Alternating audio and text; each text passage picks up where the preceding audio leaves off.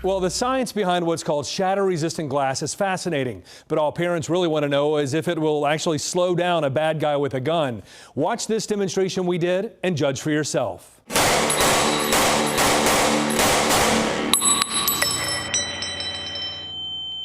You're watching a new safety feature in action. It's shatter-resistant glass, and it's being used at schools throughout Greater Cincinnati. A lot of glass is important because we can see who's there.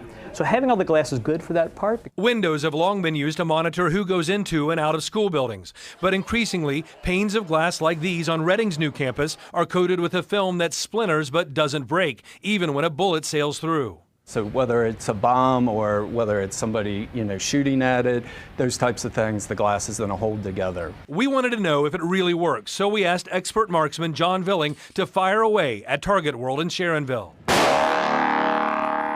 Bullets went through this window treated with a thin film made by 3M, but the glass didn't shatter, making it hard for a bad guy to get to the other side.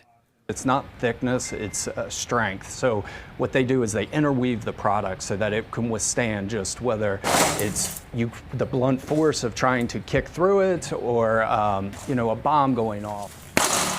Fortifying a window requires a delicate touch, but once a piece of glass like this is coated, it adds a new layer of security, namely time for schools to react. Every second that you can buy, it allows them to go into the protocols that they have, as well as alert the police. Jason Young says his company, Solar Tint, is the biggest 3M dealer in the Midwest. He says demand for shatter-resistant windows and doors is booming. One reason? Dollars and cents. Young thinks making a window like this bulletproof would cost between $1,500 to more than $2,000. He told me adding shatter-resistant film to the same pane of glass cost around $275. The initial phone call that I had with you, I was like, well, how is this going to work?